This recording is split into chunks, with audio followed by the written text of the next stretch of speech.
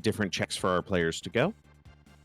But our runners are starting off with about 100,000 gold, as well as no abilities. Just fighting magic in this seed. And items. And items, and the ability to buy quite a few items right from the start. So I'll be very interested to see what our racers choose to do here to start out. Look like Mildane was going dinosaur hunting for a second.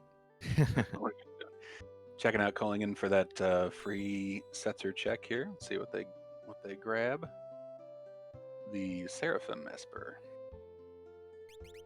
So an interesting side effect of this particular flag set is that Gao only has the item command until you equip him with an Esper, and this one has Cure 3, Ice 3, and Magic Power +2. So it looks like if they leave that on Gao, Gao could become a bit of a powerhouse there. Yeah, definitely the one you want to find first. If anything, Magic Power +2, especially in a seed where you're probably going to be casting a lot of magic, is great to have. I also want to point out that Ashirin just is checking out that Narsh Beginner's House and did find a cat hood, arguably the best helmet in the game. And not so much because it doubles your gold, but because it gives you really good stats and halves most of the elemental damage that you take. Yeah, cat hood is great. It is my favorite helmet, and I will buy one whenever I see one, if I can. It's like we're having chug-a-lugging on Mr. Entity's screen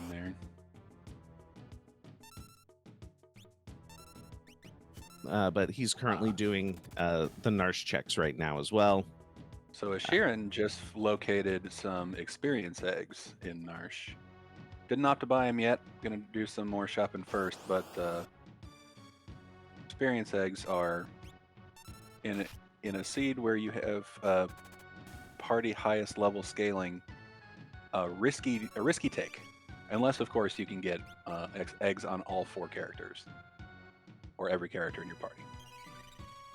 Right. I mean, the scaling here does stop at level 60, so I mean, you could in theory just out level it entirely, although that would be Yeah, it'll take you a while. Getting there might be difficult because if you have one over leveled character and the rest of your party is, pretty low, they're probably going to get one shot by anything that boss does. So it's going to be a balancing act. You can move it around. If you have one, you can move it around to boost a certain person at a time and still get some benefit from it. You just have to be careful of leaving it on one person. Then again, since it's in a shop and they have plenty of money, they can buy multiple and maybe it won't be an issue. Or you could leave it alone altogether. I don't know. I would probably still end up buying a couple of XP eggs because it is join at party average level. So, might take a few fights here just to get my characters up to level 15 or 20 or so with those eggs so that everyone else is joining at a non-level 3. Right. Yeah, they're definitely a good pickup. Just have to be careful with the management of them. And considering we have random shops on, there are probably lots of good items to find. And may not want to blow all their money right up front in case they come across something like Illuminas or Ragnaroks or even better, Dragon Horns. Absolutely. Also, so Sharon and Javinator are checking out that Returner's Hideout. It's another good treasure spot. Mildane is now going through Thasma and doing some shops and chests. And Entity looks like he just picked up that Esper from Collagen as well. If you were in this particular seed, what would your first move be? Well, considering the scaling is party level and not progression, do all the free stuff first. And then considering we have random shops, I would find something, there's something great out there somewhere. There just always is with random shops. So I would keep shopping until I was confident that I could take out bosses pretty quickly, and then probably never look back. And so we don't have rods turned on today, so they won't be able to stack up on rods. Speaking of, something great in shops. Mildane just found himself some Ragnaroks for sale, and looks like Albrook, I think. Um, so this is where you're going to need to make the choice. Do you want experience eggs or Ragnaroks? And at the start of the game, it's a tough one because experience eggs from right from the start can boost your levels real fast, but Ragnaroks, while not great at the start of a scene, like the fight command just doesn't do a lot of damage no matter what your weapon. Um, when you're at level 3, it still does provide great defensive capabilities as well. So that's a tough call. I would probably take one of each in that situation. Yeah, I think I think there are defensible choices either way. Uh, I think whichever choice you make, you can absolutely defend that choice. It's not a matter of a right and a wrong choice at this point. Um, Sharon did just pick up a gem box out of the South Figaro shop. Uh, So yeah, gem boxes. That's I would wait personally to pick up a gem box, especially if you have to buy it. Like if you find one, great. But if you're buying one, you have to have a lot of MP to make use of a gem box. Unless, of course, you also find an economizer, but that also means you're unable to use hero rings or earrings or the magic damage boosting stuff. So I don't think you can make great use of a gem box this early in the game. However, depends on what's coming. Absolutely. I don't think Asheron has not picked up that Esper yet, so they don't know that Gao can have Ice 3 and Cure 3 pretty quickly here. Um, but I think with that knowledge, I kind of like that choice, especially if they're able to find an economizer. Because that is one of the tricks with a gem box early on is cool. You can cast 2 spells and you've got Ice 3, but you've got 30 MP. Right. Just it's not going to do you any good. Same can be said for using a Ragnarok early. To get those guaranteed critical hits that everybody loves about the Ragnarok, you have to have MP, and you can last maybe 2 swings, and then it's back to just being a normal poking stick. I mean, it's a good poking stick. Let's be Sure, fair. but it's not as good as like an Ice 3 at that point. Yeah. All right. So Mildane is just jumping straight into Daryl's tomb here. I believe he's already also done the dried meat check. So if there is Yep. not a character here, it's going to be at the end of the Serpent Trench, which is not one of our runner's favorite checks to do. Or perhaps Kefka at Narsh. Oh, please, please, let's not. Depending on Yeah, what the boss is, that could be awful. it could be. Definitely has the potential to be awful, but we're not there yet. Everybody, don't panic. Don't panic. Javinator found some mega elixirs there, but they're quite pricey. But remember that for late game. I would anyway. Yeah, I think they're in Narsh too. So there are multiple places that you can get mega elixirs. This game wants you to be nice and healthy after Fallen 1. They do tend to show up a lot in random shop seeds. The best is when you have Edgar and can find them in South Figaro or Figaro Castle. Right? Snipers and R lances for sale on the share and screen. Going to make use of those snipers, which is a good idea. That's actually one of the better weapons for the fight command this early in the game because they can do 3 times damage to anything floating. However, putting it on Gao, buying one for Gao is not going to work out too well for him because he can't attack. Looks like Mildane has found Inferno in Daryl's tomb, trying to use those super balls and not rolling very lucky there. But has certainly found a couple of super balls, and sorry, what I meant to say was has certainly found a way to absorb lightning. That's the important part of that sentence, and actually makes it through that Inferno. Yeah, Finally nicely done. getting a lucky second roll there. Sets are picking up a few spells along the way, and it's another Magicite of Unicorn and 7 levels. Yeah, so Oh, well, Unicorn that's interesting. is an Esper. It wasn't a good one, and he's dipping out from that one. Which is strange. I would assume he would do that if it was a progression times 3 sort of scenario. Did, but once you've already beaten the boss and gotten the Esper in a party highest level scaling seed, why would you reset out of it?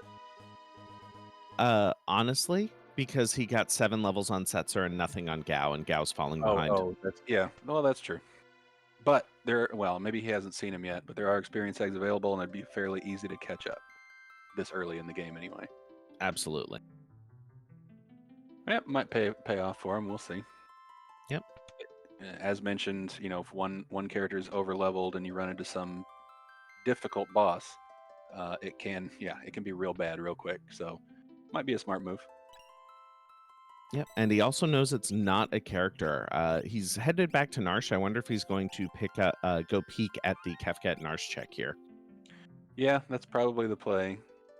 As the next check, the only other check left at Serpent Trench is a fairly long one, and if there's no character at the end of it, he's going to have to come back here anyway. So you might as well save at the bottom, peek up top. If it's not a character, just reset out, and then you know exactly where your character is. Yep. Mr. Entity is doing the Veld check now, and so is Ashirin, but I will notice that Mr. Entity has a Cursed Shield on. Interesting. Ah, I'm not sure if he bought more than one or if he's just found a way to mitigate some of those negative status effects. But if you have multiple curse shields on, one will tick down at a time, but it will tick down one for every curse shield you have on. So if you have right, 4 yeah. characters with 4 curse shields, one of them will decrement by 4 battles at a time. And look what we have at Kefka at Narsh. Oh no. It's our good friend Edgar. Um, though technically, it doesn't mean there's not a character at Serpent Trench. What I was going to say earlier was you might go through Serpent Trench just to A, gain some levels, and B, there may be a character there who, you can get further progression or can just help you at the Kefka at Narsh fight. However, certainly not guaranteed. So we'll just have to hope that the boss is not ridiculous at the bottom. I'm having flashbacks to my Moogle's First Seed Part 2, where I had to do Inferno at Kefket Narsh with one character. Hmm. Yeah, Delta Hit puts a stop to that pretty quick. I got through it eventually. Yeah.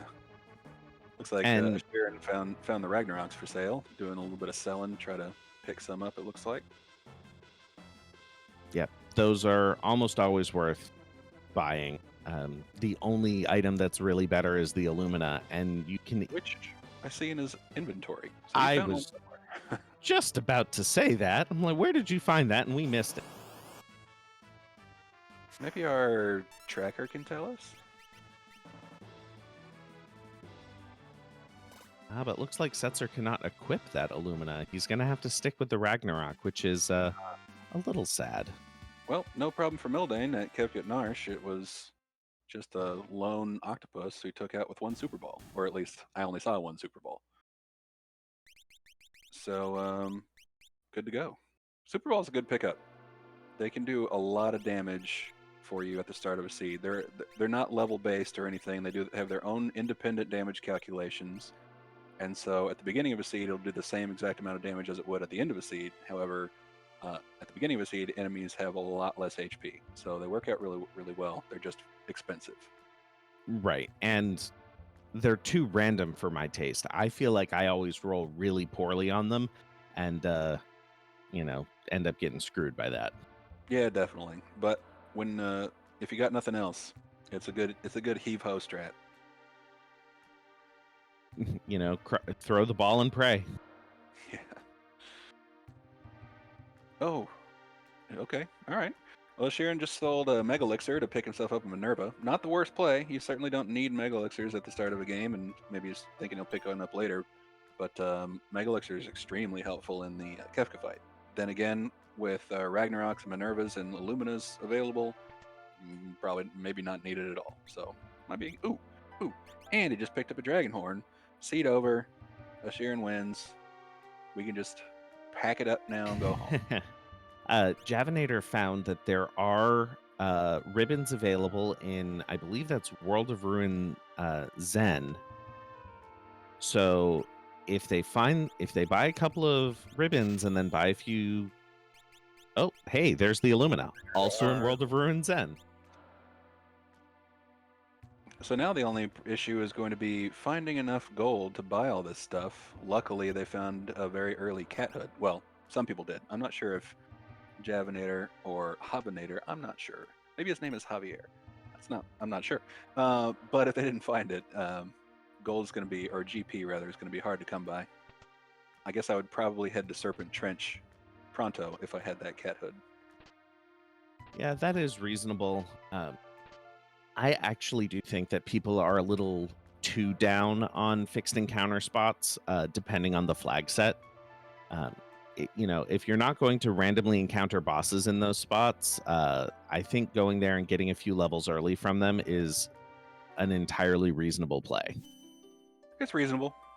I just, in my opinion, on most seeds, and yes, so depending on the flags, in most seeds, I feel like I can just get enough experience if I can get through that. If I can break through that first boss, then I'm probably good. It can certainly be helpful to have more, but it's not the most time efficient. So it kind of just depends on where I am in the seed. Yeah. And is there any no, just regular shuffled or random encounters. No chance of bosses this seed. Yeah, so I think the nastiest thing they might be able to encounter is what ninjas from the sealed cave. Yeah, there's that encounter that everybody hates with the eye thingies that do Merton. Fair. I forget what it's called, but you know what I'm talking about. Yep, and it looks like Mildane has now picked up a shadow from one of the Edgar checks as well. Let's see if these shops have half-price megalixirs. All right, definitely mark that down for later. But of course, then again, with the way this seed is going with Ragnaroks and Illuminas and all sorts of stuff, you may not even waste the time to come back and pick one up, to be honest. And he's picked up some rename cards. I wonder if we're going to be getting a message from one of our runners here. Nothing's in good shape. Oh, look at that. There's the Illumina that Ashirin had in his inventory. There was one in a chest in the basement of South Figueroa. South Figueroa.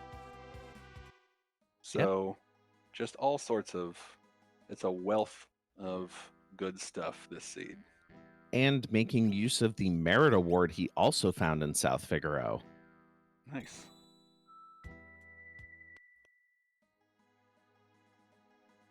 Every so often it is quite fun to have a seed that's more generous and less bang your head against the wall. I've definitely had a few seeds where it's been over an hour before I can even make any progress, but and those are fun in their own right. You get the problem solving, you have to figure out what you're going to do to get through, but sometimes it is fun to just get what you need and rawr gow smash. Yeah, can't argue with that. The only time I don't like it is if you find like Ultima is on your first Esper, because then you're just really not doing anything else the entire seed. Yeah, that's just Ultima go burr.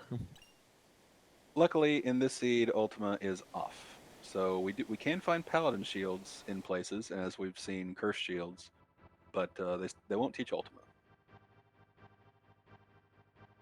Looks like Javinator, Havinator is heading down to that Serpent Trench. So we'll see if that's going to be the play or if we're going to have to go to Kefket Narsh. And funny, he's there at the same time as Mildane is with his 2 extra characters. Yep, and let's see, what's our running situation look like? So all random battles are escapable. So if they get into any sort of trouble, they should be able to just run. So that's another advantage for the Serpent Trench here, because technically you don't have to fight anything. There is no boss at the end of Serpent Trench. It just takes a while because you're on rails. Yeah, I would still take these fights if they were takeable fights. Yeah, they're nothing too dangerous as of yet. So collect some experience for sure. To answer a question in chat from Rutzors, nobody has commands. So this particular seed is just fight, magic, and item. So it was unfortunate that they started with Gao, who just doesn't have the option of fight, but there are other options available. Yes. Normally, if you do something like random commands or random unique commands, Gao is occasionally a great find because he has 2 shots at getting something good. If you don't have commands, it's unfortunate. He has 0 shots at getting something good. And it seems like he usually ends up with something like double slots anyway. So Gao sucks. Leave him behind as soon as possible. Oh, look, a snow muffler in South Figaro also. You know, I do find random shops and random chests to be very, very generous. And maybe that's because there is just quite a bit of good gear that is available in the game. Maybe it's just because the regular chests are so trashy. Yeah. Yeah, it does. Every seed where you're using random shops and things, there's always something good somewhere. Because, like you said, there are plenty of good items to use. It is kind of strange because there are so many items in the game, and each shop only holds what, like six to 8 things. So you'd think they would be a little more sparse, but you can always seem to find them. Although we do have the option, it's not turned on for this seed, but in the randomizer which is configurable, you can turn on a flag which does random tiered shops, which kind of negates the whole finding crazy good items everywhere and makes the really rare stuff actually rare. But Right. not today. I think we need to we're working on the actual like tier lists and how often things appear, because right now I have found random tiered on anything is an exercise in getting really, really sad at not having anything. It's very stingy. It's worse than, it's not as bad as full shuffle, because obviously you won't find any good items on shuffle. But you can find better stuff with the 20% randomization, which I prefer currently to the tiered stuff. But if you're looking for a challenge seed, where you have to go looking for that one great item to use, then that's your setting. Yep. So Mr. Entity is making a really interesting play here. He has gone to the Veld. He has not fought anything else. So the only thing on the Veld is Lobos, which he can one hit. With an And illusion. he is He has a paladin shield also. he is uncursing the paladin shields. I think it's 2 or 3 battles. Must be. He's already got a paladin shield. He's already got 2. Oh, he has 2. He keeps unequipping the one off of Setzer. Yeah, I think it's 3 or 4 battles, because it's every 2 fights he's getting a paladin shield. And I think this was a bit of a risky play, because it could have been 32 battles. But finding out so quickly that it was a very low number. Yep, I would bet that wasn't the initial plan until he saw it get uncursed, and then said, "Well, hot diggity, let's do some more." Right? And so now he doesn't need any other. He doesn't need any other items. I'm not sure if he found the Illumina shop, but he does have an Illumina, and he has several paladin shields. So there's really no need to look for anything else at this point. Unless, of course, they can't equip them, then you need to look for merit awards. But if you have an Illumina and Paladin Shield, you are nearly invincible. And so this is where I would just start trucking through checks. It does appear that Gao cannot equip a paladin shield. Huh. Yeah, I don't. There are a couple characters that can't use it. So, and just another reason to get rid of him, broom him as soon as possible. And there are actually certain items where a merit award won't even help you. I think it's like the gender specific items and something else I can't remember, but Yes, a merit award will only allow you to equip the heavy equipment, so the big swords and heavy armor. it won't let you equip like a snow muffler. Gotcha. So it looks like we do have an Esper at the end of Serpent Trench, so we are indeed gated behind Kefka at Narsh. Oh, So I'd far, Mildane. apologize, except I enjoy this. So far, Mildane, the only one who's either figured it out or has attempted it yet. Um, Luckily, the boss there isn't a big deal, so hopefully we shouldn't see too much frustration, other than the frustration of just knowing that you need to go climb that mountain. Absolutely. Like I've said before, I've had cases where it's been Inferno or Atma or something like that, and that can really put the brakes on a seed. Yep. So Mildane's checking out World of Ruin South Figaro, which I believe is where, I don't know, something else good was. So it should be pretty set pretty soon, too. I know there's a snow muffler in between those shops. Which is worth it on its own. Do we recall where the Illuminas were for sale? Nope. Pearl Not at Lances all. available, though. No, Zen. I do remember. It's Zen. Oh yeah, you're right. Pearl Lance is available, and we have Edgar, and so we're halfway to a Dragoon, which I would absolutely leave an Illumina behind to do that. Probably not. If I already had it, I wouldn't. But I'm it's like, it's a lot more fun. I was gonna say, I know you really love your Dragoon strats, but Illumina, dude. Yeah, there's no denying it. I mean, you can still jump with an Illumina. Yeah, and it's a not insignificant damage increase. Worth it just for the defensive benefits. But then again, you can't get hit if you're not on the screen. So, who needs it? This is true. Mildane does find a pair of Dragoon boots. You know, it looks like the game just wants this to happen. He also It's found gonna an offering somewhere. Wow. So basically, we found every. Oh, he just equipped 2 Moogle charms for some reason. I think he might have misclicked there. So basically, we found every good item in the game so far. Already, I should say. We found. I saw our lances for sale. We got Pearl lances. We got Minervas and Snow mufflers. We got Illuminas, Ragnaroks, offerings, gem boxes. Oh, I haven't seen a Valiant knife yet. I think that's like the last item. Or fixed dice. Yeah, okay. Ooh. Looks like the Sasquatch will be appearing in this seed. Unfortunately. You know what? Umaro's great, and I won't hear anything bad said about him. Well, then plug your ears, because it's coming.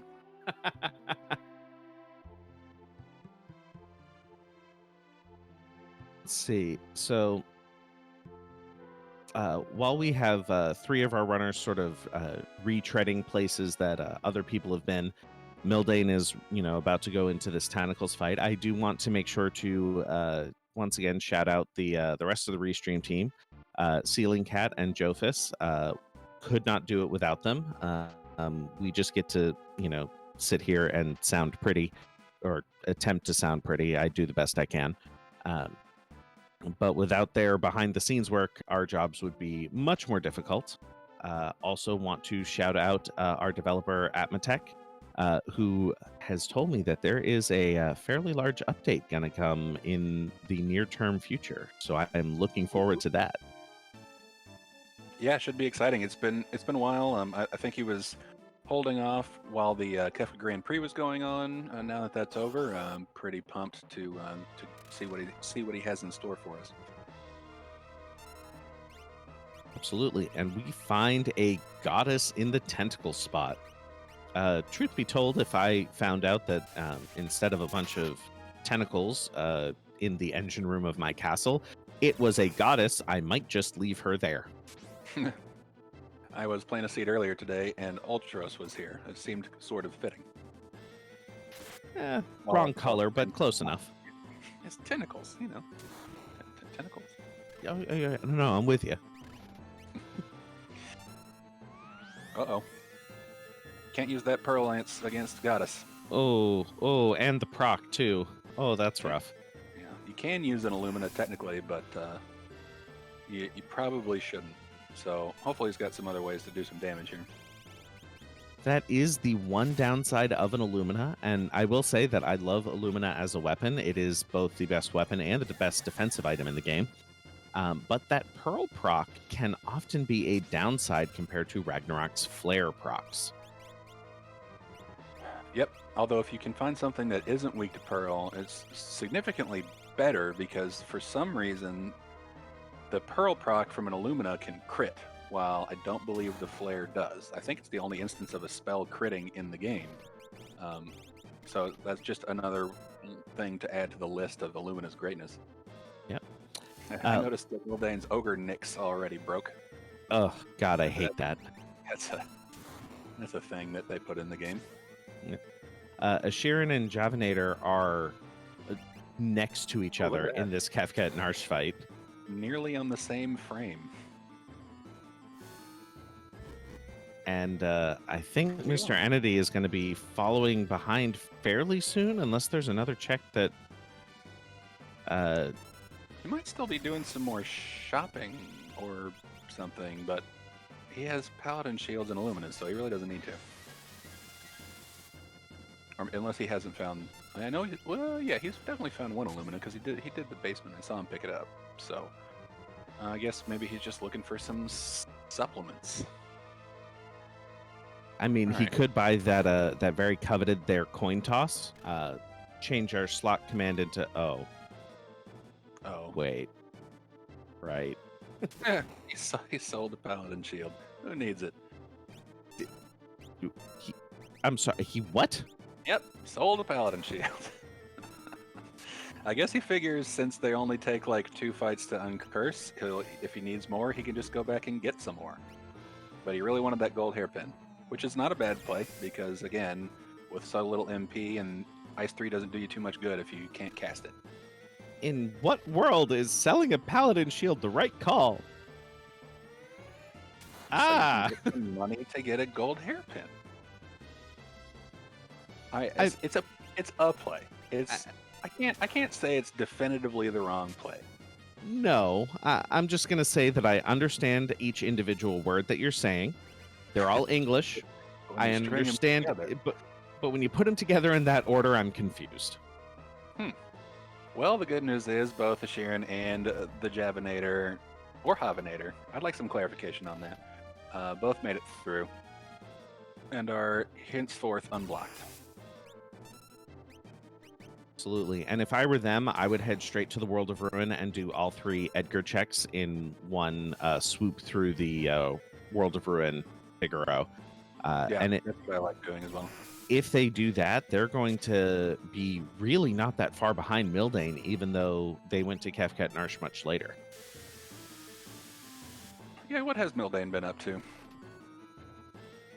There was quite a bit of shopping and stuff after that. Yeah, he did those checks pretty early. I think before the 9-minute mark, which I think is pretty common to spend at least 10, maybe up to 15 minutes shopping. So definitely some missed time there, but he just made it through Goddess, so in good shape now. Yeah, that was that fight was a little touch and go there for a while. It's rough when all your damage is Pearl. Yeah.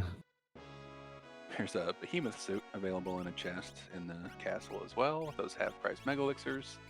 So yeah, there really just isn't an item this seed won't provide, and fast. Looks like, however, Mildane maybe didn't. I'm pretty sure he found the Ragnarok shop, but maybe didn't find the Illumina shop. I'm not seeing any Illuminas or Ragnaroks on his characters. I feel like he is going for more of the Jack strategy of just throw himself at the checks and get what he gets along the way, instead of taking specific time to really spend a lot of time doing treasure hunting at the beginning. Ooh! Did you see what Ashirin just did? Was it a dragon boots and a dragon horn? It was. Are they using a pearl lance or are they using an aura lance? I don't know. I didn't see that screen, but we're gonna find out real soon, and I'm excited. I, I hope for his sake that it's not a Pearl Lance. Yeah. Well, the good news is you can still equip another item. It just won't do as much damage, so you're not totally screwed. Except, of course, on that first hit when you don't realize it until you come down and heal her a bunch. But going back to what you were saying was the sort of jack strats, where not my preferred strategy, because it always seems like, or at least it always feels like anecdotally, I get to a boss and it's like, all right, I have to figure out how I can use all these terrible items to get me through this fight. It feels like it takes forever. Characters are constantly dying. It doesn't.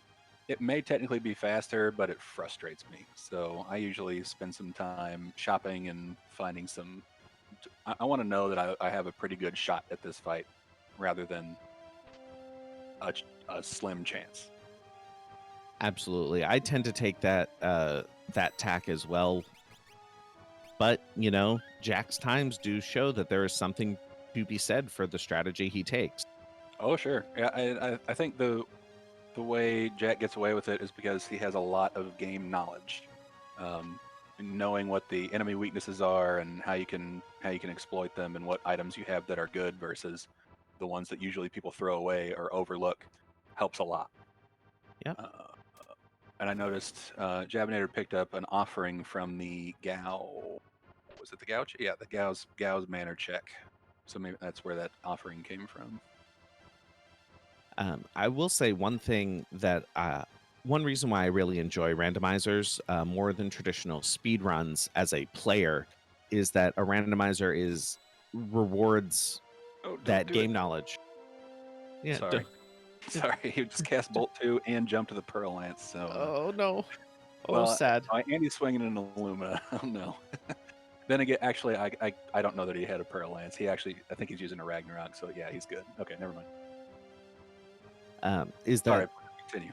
Oh, it's fine. Randomizers really reward deep game knowledge more than just pure execution. Yeah, kind of memorizing the strat that the meta or whatever. You just kind of going through the motions are fast, rather than you kind of have to think on your feet. I agree. So that is my preference for uh, randomizers, and in particular, this one you have just so much available in terms of items, in terms of spells, in terms of abilities that you need to keep in mind. Um, it allows for a big possibility space, and that Quasar was unfortunate. Yeah, that was a rough one. I mean, Luckily, his remaining character is the one, his damage dealer, and has a something to absorb thunder. So I think he's going to make it through, unless of course he just gets the shaft. But Javinator just found the Illumina shop, or came back to the Illumina shop, whichever one. still hasn't equipped those paladin. I'm surprised that we only have one person who has figured out that the paladin shields are 3 or 4 battles. Yeah, you'd have to think we'd see it soon, but a lot of people wait till they have a ribbon to equip those cursed shields, which is certainly the best option. But you can also just unequip everything else of the character who has it, so they can't do any damage to you while they're muddled. So, on the off chance that it is a low number of battles, yeah, just take the weapon off and go to town. Yep. Ashirin is pretty hot on the heels of Mildane now that he is through that goddess fight. Yep, took it out pretty easily. Javinator, I guess, technically is a little further along, but let's see what he's up to now. He grabbed Shadow, and then I don't think he's done the tentacles goddess spot yet. Gotcha. Oh, he's going to go check out the Velt Cave, and that's where Mildane is right now. We saw a albino interceptor. Well, not a dog, anyway. Maybe it was just a husky. Yeah, Siberian. Cat hoods for sale, in case you didn't find that one in Narsh. Or wanted more of them. I do not believe that their GP doubling will stack, No, it does not. but they're But still the other best helmet in the game. Yeah. Looks like Ashirin is swapping in Shadow for Gal, sticking with the Yeti, and dumping the Wild Child. Can't blame him for that. If you have no abilities and you have no fight, then, you know. Then again, like you said, could stick that magic power +2 Esper on him and just leave it there pretty much the whole game, and then you have your caster and leave everybody else to the fighting. Yep. Looks like we've got some a fishy fight here in the cave. Well, we'll be here for a minute, so The bathroom break boss.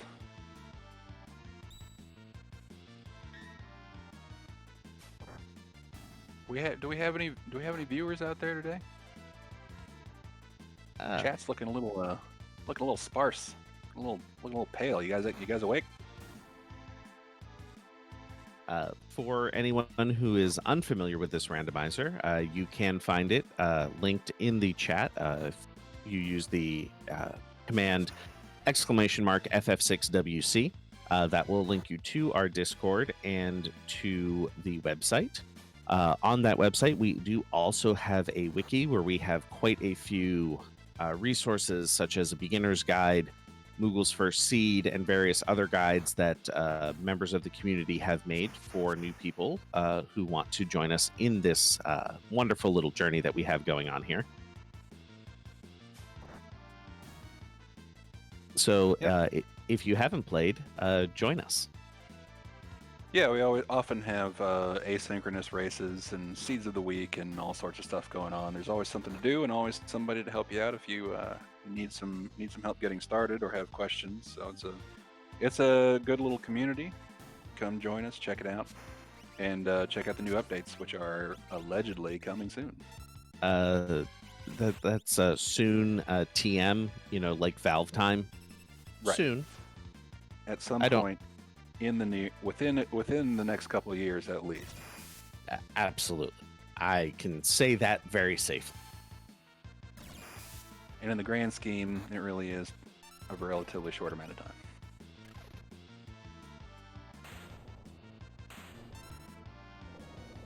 So Rizza Pass is almost turned into sushi for us. He gone. That wasn't too long. Wasn't too short. I've seen longer. Looks like Javinator found himself a Genji glove somewhere. I'm pretty sure I saw 2 Illuminous wings there, so Edgar is pretty much invincible now, if I saw that correctly. So the reward here is the Pallador Esper. That is one of my favorite Espers and one that I'm generally looking for in terms of Espers for Esper's sake and not just for the magic that they teach. For the funds? It is one of the ways that you can try to avoid calmness. Yeah, I guess. I mean, if you're not using it like all the time, you're using it wrong. Looks like Mildane is now fighting the I don't have a warp stone boss. And losing. Been there, done that. Mr. Entity also found the Doomgaze spot and an Aura Lance, so there is a free lance to go along with those dragon horn and boots. The stars are aligning. Again, the game just wants you to have all of these strategies.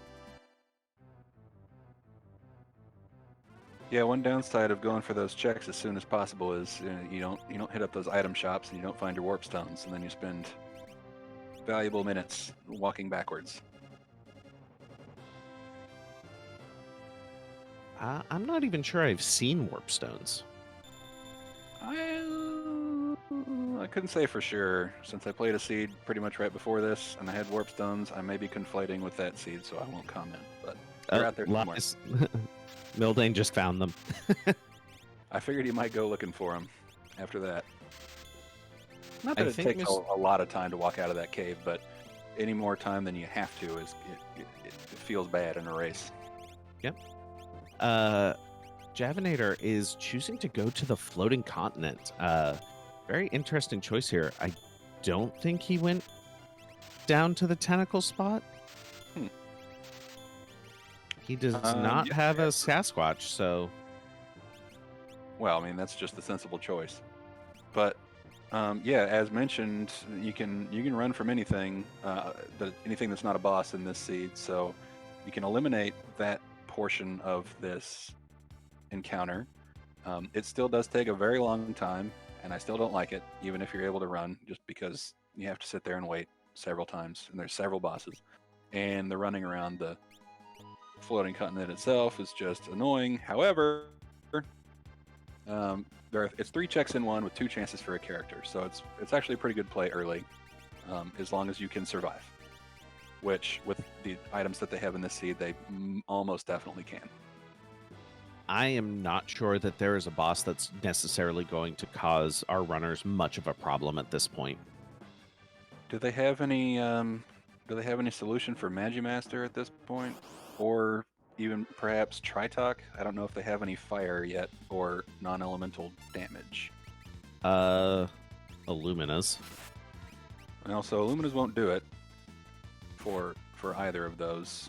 Magimaster is his physical defense or physical evade is so high you can barely hit him, and physical defense it does nothing. And then Tritok, you have to have defense ignoring weapons and fire, and that's it. Or non-elemental magic. Actually, Umaro. Well, Javinator doesn't have Umaro. Well, Also, I can't. I wouldn't have him either because there's no way he's coming in my party. I've seen most people actually swap out Gao for him, and I can understand that. Yeah, but again, like we've got magic available. We have magic power plus 2 espers. Gao's a perfect choice to just use him as your caster and use everybody else for the whacking and stuff. So I would leave him in personally, and I would never put a Yeti in my party on purpose. But that's just me. Well, here's the thing: you have access to the Yeti. If you're going to be doing a lot of fight commands anyway, you might as well just use the Berserker, who's going to go faster and hit harder, because Umaro's stats are actually ridiculously high. Yeah, but you can't put an Esper on him, which is not great. Although he is equipable in this seed, so not the worst option, I guess. But unless you run into anything that does counterattacks, and then he's your worst nightmare. Should point out that Asherin is fighting this gold dragon here. Dragons are not scaled in this seed, so he's fighting the full-on level 52 or whatever dragon this is. Luckily, he has this particular dragon is no big deal if you have thunder mitigation, which he does, at least on 2 characters. So I think he can kill it, but it's going to take a while. But it's going to give lots of XP. It's going to give a nice item reward at the end of it, in addition to whatever that gold dragon's giving you normally. Is my stream screwing up, or is this the whole? Doing it too. I'm getting a little bit of lag spikes here, so hopefully we're coming through on the other end and people can hear us. Javinator does continent. A little hard to tell with the different palettes going on. Right. So it'll be interesting if it goes to the if it is locked and goes to the curse shield check. If we can learn exactly what that number is, and that might encourage people. I'm assuming the number stays constant between that check and the curse shields that you buy. Yes. So then that can tell you exactly what it is. But is that lock? Yeah, it's lock.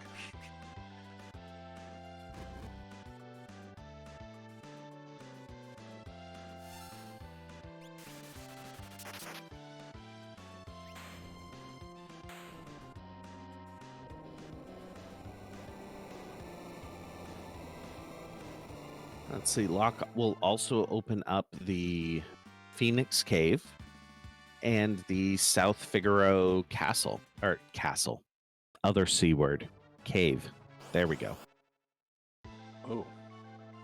That C word. Got it. I was worried for a second. I understand your nervousness, but I hope you would know me well enough that I wouldn't go there. Hey, Asherin took down the dragon. So 2 people will get the benefit of all that XP. I missed what the reward was with our frame situation here. Might have been a merit award? Maybe. It can't have been that good if he's not instantly equipping it, so. Merit awards probably sounds right. I will be very interested to see what how much XP he gained there. I thought I saw it was like. No, I'm not going to say. I was going to say a really ridiculously high number, but I can't believe the scaling has increased that much yet. So I thought I saw 40-something thousand, but I'm probably wrong. I mean, that sounds about right for the regular dragon. Because keep in mind that dragon's unscaled. And Oh, you've yeah, got the yeah, XP multiplier on it. Ooh, Rexol you're right. here on the floating continent. Rexol is one of those bosses that can be super obnoxious. Especially with Illuminous. Luckily, his procs aren't doing as much as his swings, considering everybody in his party has relatively low magic power. So Rexol has super high magic defense, so fighting is really the way to go, unless, of course, you have something that ignores defense. I don't think this should be too big of an issue for him. It's like Mildane is following in Havanator's steps up to the floating continent and facing that guardian. Truth be told, if I was falling through the air and a tank was next to me, I would be super concerned about my position in life and questioning all of my choices. He's got rocket boosters. Remember how I just said I would be questioning all of my life choices that brought me to this very moment? Yeah, that didn't help. Yeah. Yep. Javanator took down Rexol with relative ease, as Mildane picks up Lock as well. Yes, pull that stupid Yeti out of your part. Just do it, Mildane. Do it. Do it. Yes. You've chosen wisely. Congratulations. I haven't noticed anybody making use of those experience eggs. Not that I've noticed, anyway. I'm not sure if anybody even picked them up, but again, with the party highest level scaling, they are and can be tricky.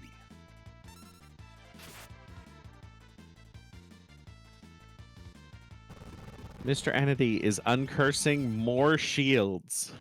Yeah, see, because he sold that one earlier, and he just picked up some more. You know, I appreciate his commitment to the bit at this point. Yep, I would just like him to see as soon as he uncurses these things, just to put it in jet mode, because I think he'll be in really good shape to go straight to the end with the stuff that he's got. Absolutely.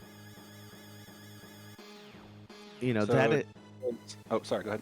I was just going to say that is one of the dangers of a randomizer, of a seed like this in particular, because, you know, oh, well, I could get, you know, this other good thing, that other good thing. And at some point, you have to just go. Yeah, I do that all the time, especially in a like an async race format that's a little more casual. I always say, I'll just check it. It could be something good. You don't need it. Just go. And then you lose, like I did. What was I going to say? Oh, a Javanator has caught up to Mildane, at least in terms of number, progression here. And Ashirin is right on their tail. So pretty nice progress by those two. Absolutely. And this shows one of the other things that I like about this randomizer in particular is that you can take different routes and still end up in the same place. You know, you can still end up getting what you need to go to Kefka's Tower, taking entirely different routes than other players. Sometimes you get railroaded in a seed, and that happens, but sometimes you start with 10 checks available to you. Yep.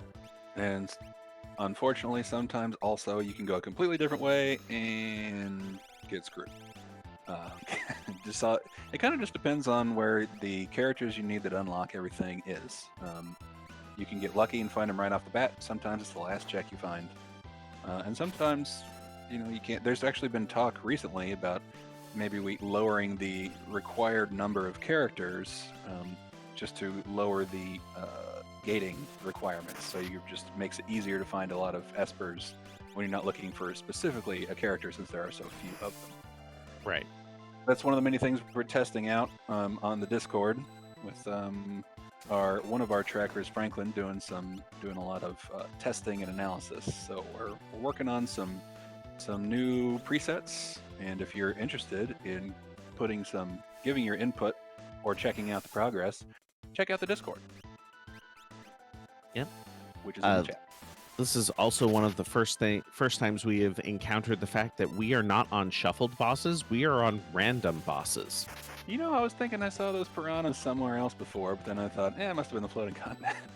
So yeah, random bosses means you can see bosses all sorts of times. I So think we did one seed a few weeks ago where we saw spicy chicken, aka poltergeist, 4 or 5 times?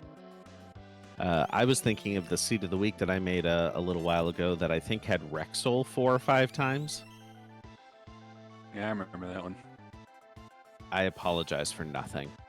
That was that was a rough one because I remember not. I want to say the normalize and distort flag was on, so his magic defense was at max, and magic just did nothing to him. Yep.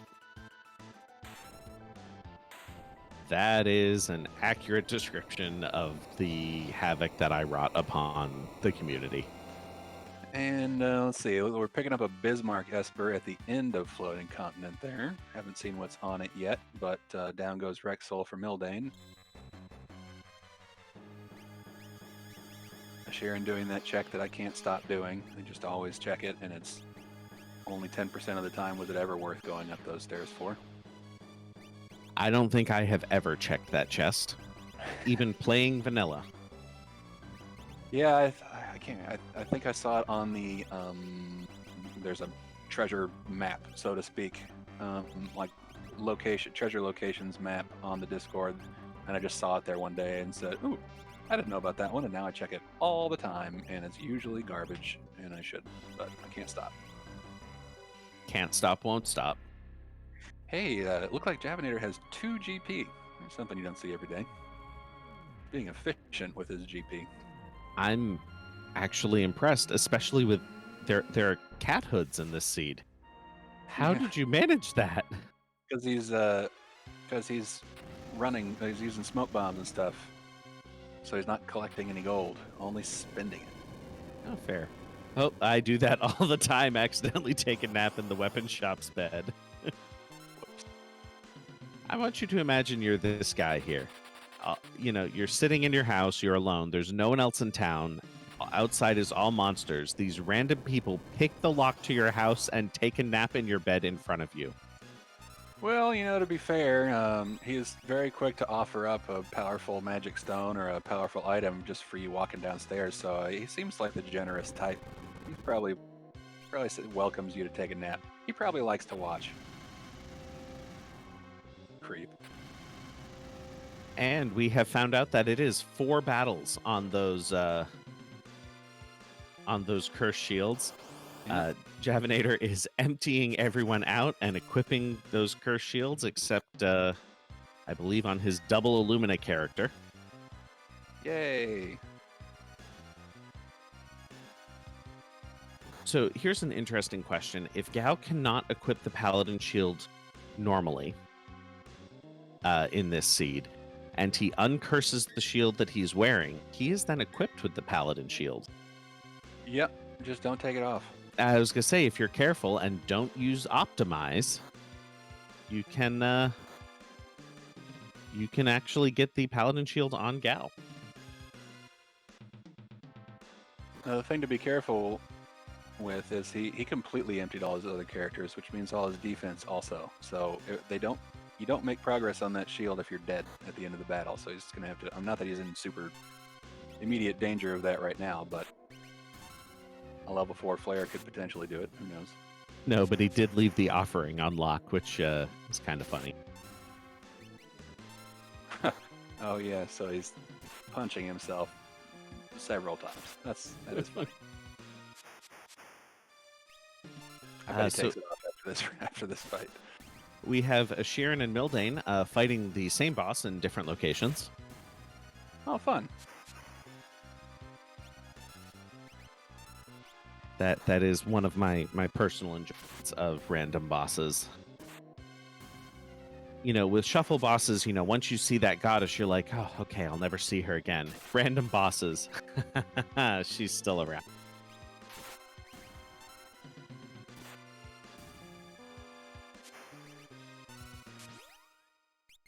I do enjoy making seeds that are obnoxious. Oh yeah, we know that about you. Hey, y'all haven't kicked me out yet, so can't be that bad, right? Looks like Ashirin is making use of the offering with his sniper, which is a good idea.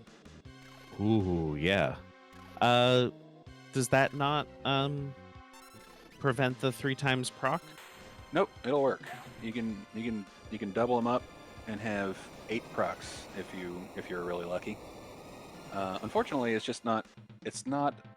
It's definitely not as good as just giving him an Illumina. If you found the shop full of Illuminas, that strategy doesn't pay off. But if you got nothing else, it works out really well, especially in the final battle, like in the all 4 tiers of Kefka. I think nearly everything. I'm not sure about the arms in the tier 1, but nearly everything is floating, so you can whirl away. But again, there are still some better options. There are absolutely other good options out there, but Not many other options for the offering. There are 2 other options for the offer. Well, I'm technically 3.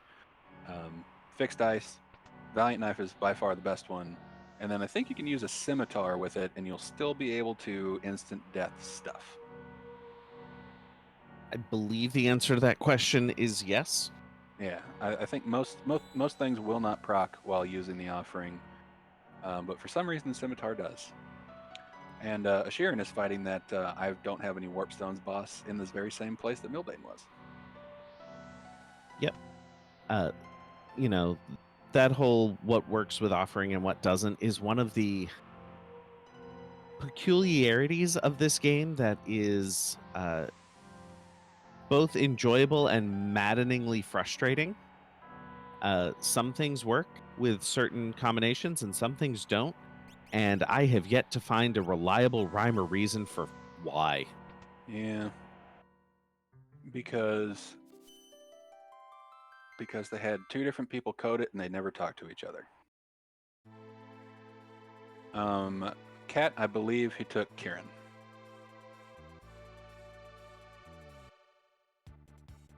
I mean, I hope he took Karen. He needs the espers. Yep. There was in the aforementioned seed that I did earlier today, the choices were an Esper or a Ragnarok. And while I did need Espers, I really debated getting that Ragnarok. And then I got the Esper, and it was a garbage Esper, and I never found another Ragnarok, so I regretted that one. Sometimes it's worth not taking the Esper. Like if it specifically is a Ragnarok or an Illumina, I'll give serious pause to it. But those are pretty much the only things I would avoid it for, unless I just didn't need Espers. Sometimes I'll go there at the end of a seed if I find a lock late, just to get that whatever good item it is.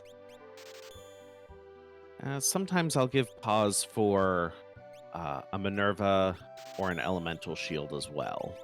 Yeah, sometimes. Again, it depends on the details of the seed that you're in. Looks like Mr. Entity is checking monsters in boxes, but if he did shadows, does he have shadow? And it's not in his party, obviously, but maybe he hasn't picked up shadow yet. But there's a free offering available from shadow at the Gal Manor check. We can avoid doing these monster in boxes fights, unless maybe he's looking for Minervas, or maybe just wants some XP from a Gigantos. I'm not sure. Also, I didn't see what was at the bottom of. It wasn't Bismarck. What was at the statue down in Ancient Castle by the dragon? Well, looking at the wonderful sheet. Tracking sheet. I always forget about that.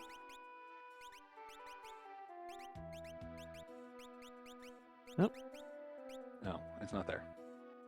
Oh well. Yeah, that's fine. I always view we have a tracking spreadsheet as a bonus. If we can keep the numbers on the screen right, the sheet is nice to have but not required. Oh yeah, for sure. I never hardly remember to look at it, and I know when I'm tracking, if I try to fill out that sheet, the numbers on the screen will most likely not be right. So I barely ever use it anymore. It's a lot to So keep. Tracking is tough. It's a big ask, especially uh, for going simultaneously. absolutely. So Mr. Entity fought another monster in a box, which the Allover or All Over. I was distressingly old when I got that pun. Yeah, yeah, yeah. I always thought it just sounded like aloe vera. Like why? I don't understand. But it's not a good pun anyway. I get called something. I mean, everything's pretty much called something else in the quote accurate translation. Do you remember what it is? What it's supposed to be? No, not at Yeah, all. I can't remember, but it's something not stupid. Then again, I So will say that I prefer the original and terrible translation. I guess because it's what I grew up with. But when I see things from like the GBA version, I don't know what they're talking about, and I don't like it. So Javinator has started using the Merton strats. All right. Those make me happy. Merton, very, very powerful spell, targets everything on the screen with a fire and wind attack. So if you have fire absorption, or in this case, paladin shields, which we happen to have a few of, And Merton becomes a attack your enemies and heal yourselves all at the same time. it has extremely high spell power, and I think it also ignores split damage from multiple targets. I don't think it ignores defense, but I believe it's going to do the same amount of damage to every target on the screen, barring their defense.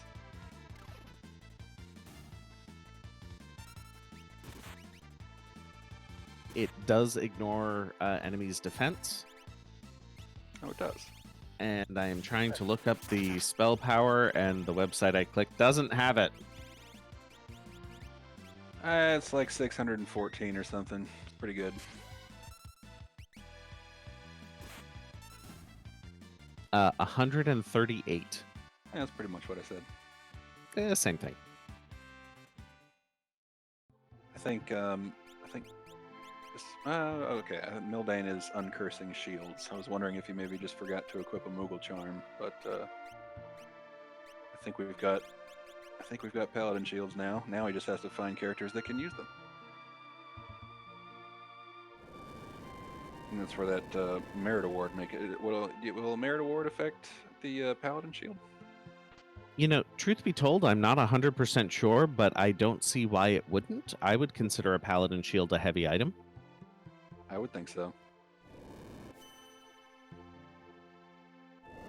Where's our white ninja headed? Mr. Entity is headed into Zen. Oh, he's gonna go get some Illuminas. You know, let's just By let's selling just more paladin shields. oh my lord. He is hurting my heart. But he's selling them for Illuminas, so I mean he could. There's a lot of other stuff he could sell also. Hang on to that merit award for sure. Oh, and he got rid of his gold hairpin he sold the first one for.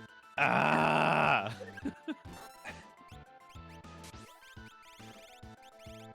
Again, I understand what he's doing, but why? Now, cat hoods you can theoretically get rid of now, because if you have a paladin shield, you don't need any of the bonuses from a cat hood other than that money thing. But again, if you've already got Luminas and paladin shields, you don't need any more money, except for maybe like sleeping bags. But you don't need much. So yeah, you can pretty much throw everything in the kitchen sink at a shop now and be done with it forever. Looks like Asheron hasn't yet found the aforementioned good shops, though. He's still rocking the sniper and some diamond shields and things. Don't get me wrong, getting it done, making good progress, but that's just kind of shows you if you take a little bit of time to shop around, it can save you a lot of time in the long run. Definitely not guaranteed to save you time, but it potentially can save you a lot. Yeah, and that's the balancing act of running this. You know, how much time do I spend shopping? How much time do I spend, you know, throwing myself at the checks? Yep. Do you have like a cutoff point at the start of a seed where you're just like, by 12 minutes I gotta go, or do you just wait until you're satisfied with what you've got? I mean, I wait until I'm satisfied, but generally, what I look for is I need something that will beat that first boss. Whether Yeah, that's a weapon or a breakable rod or a super ball or what have you, as long as I can get through that first boss, uh, almost always from there on out, I'll be good to. right. Yeah, I kind of take the same approach. Looks like Mildane luckily realized that when you use the unequip all my characters on the airship, Umaro doesn't count because he's not really supposed to have gear. So he changed his characters out and manually unequipped him, which is a waste of, or not a waste of time. It uses up time, but that's the only way you're getting that stuff back. I mean, or you could just use the Nope, Yeti and let him body slam things.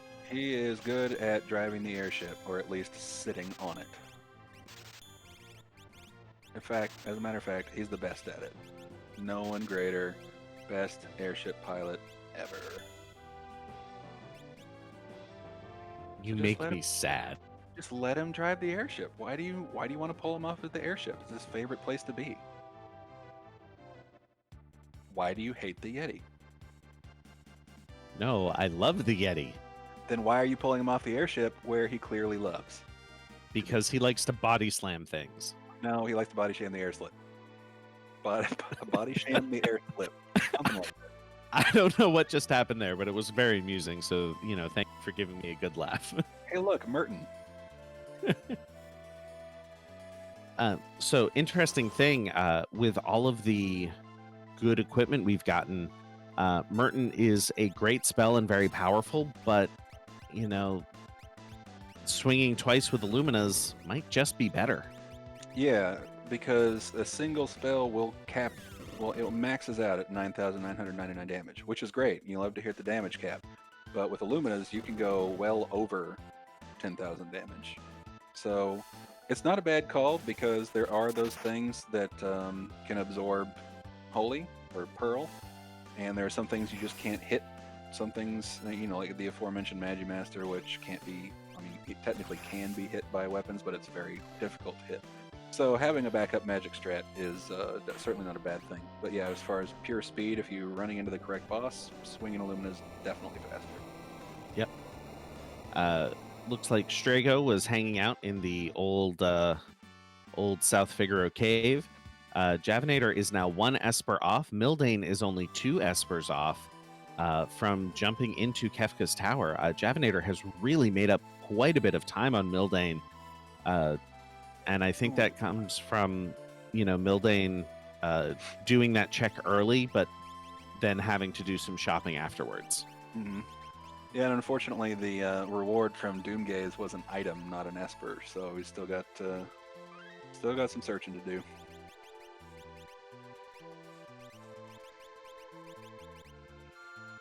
Mr. E made it out of the cave on the Veldt.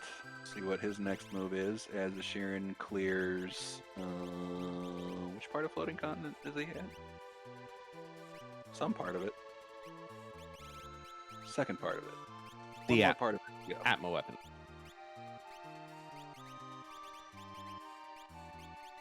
Mr. E is about to find his offering that he was searching for. Or I assume he was searching for anyway.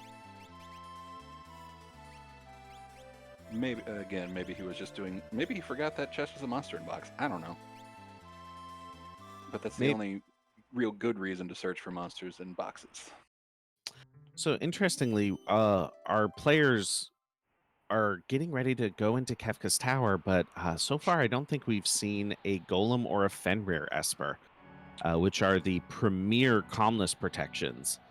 What do you think? I think the maybe second best, maybe even best. It's in the running for best. Calmness protection is 2 Illuminas, because the odds of you getting hit by calmness are slim to none. So if you can't find those espers, or even if you can't, if you've got access to illuminas, just buy a lot of them, and then you don't need any espers, and you can save turns casting them, and use that turn swinging. It is still a gamble because technically, unless you have other items to increase your evade to max, you technically can still get hit, but it's a very slim chance. Yep. So it looks like Mildane and Havanator are going on two different tracks to get their last espers. Havanator is doing the auction house. Oh, nope. Nope. Not lucky every time. And Mildane is, I think, going up to do the Tritalk spot and maybe the Umaro check as well. Not sure if he intended to grab that dragon along the way, but he's found a dragon along the way. Yeah, he did. He went. I saw him. He went and chasing it. I think he just wants to get a boost before Kefka's Tower, probably. Now, Havanator is doing the strategy of just buying the items. In the World of Ruin, if you buy the items, they will not appear again. So that theoretically makes it more likely to find an Esper, and there we go. He finds Zone Seek. Isn't that vanilla spot for Zone Seek? I don't know. I can't remember. But I have learned recently that buying the 50,000 GP item, it does take it out of the treasure pool, but it also increases your chance of hitting the imp robot. So there's a little bit of a trade-off there. That imp robot makes me so sad. Yeah, nobody wants to see it. So it looks like Havanator is now in go mode. All right. Thank you, chat, for confirming that my memory of vanilla has not completely gone away with playing this randomizer. That is vanilla for Zone Seek, and the other one there is Golem. And speaking of calmness protection, technically they have Palador, which can technically provide calmness protection for 3 out of the 4 people. If you time it right. Yep. Technically. Hard to do. I mean, it's not like they have Phantom and are trying to use Phantom for calmness protection, which is a challenge. So in this particular instance, I think Phantom would be okay, because we're not normalizing and distorting stats, so we know exactly how much HP that Sleep has. And B, in Javinator's case anyway, he's got a double Illumina user, which you know is going to put out the damage. So as soon as basically you're under 10,000 damage, that's when I would cast Phantom and immediately take that next turn with your double Illumina person, and chances are nearly 100% you can time that right. All you have to do is wait for Sleep to take his first turn, or take his next turn, and then cast Phantom, then attack, and you're good to go. Because if you're not careful, it will just you'll just get medioed to the face with a guaranteed hit because you're invisible. Yeah, and then you'll lose your protection.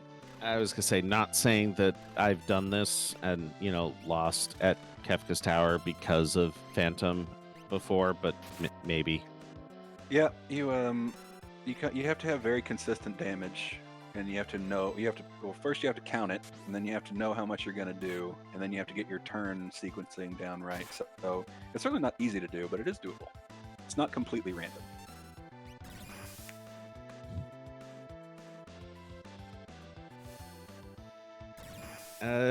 Javinator seems to be doing some shopping. I might be going for those mega elixirs. Yeah, no, he's going back. Well, maybe he didn't find the half-price mega elixirs. I'm not sure, but he's going back to the shop in Returner's hideout for something. Tents, interesting.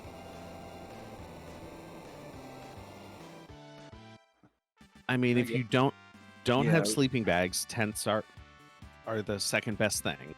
Yeah, I was just gonna say, rather than try to hunt down sleeping bags at several different shops and hope they're there, just go where you know where the tents are, I suppose.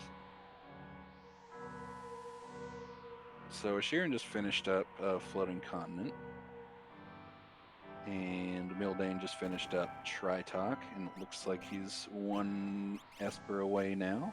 He has the Yeti, so curious if he jumps down. I don't know if we've seen what the Yeti reward is yet. Mildane Oh, he has did Fenrir. get Fenrir. I thought I So- remembered him picking it up, but again, I got it in my seed right before this one, so I wasn't. Can never be sure if I'm conflating there, but let's see if we know where Fenrir came from. No, Fenrir just came from Tritalk. Oh, that was Fenrir. Okay, great. Which gives him a little bit of an advantage. But he is still an Esper behind. Yep, he could. Well, so he can either go down into the Yeti spot. He may just be saving first and hope there's a. I mean, that's what I would do. Hope there's an Esper there. That's what he's going to do. And then if there's not, I would definitely go hit up the auction house next. Yep.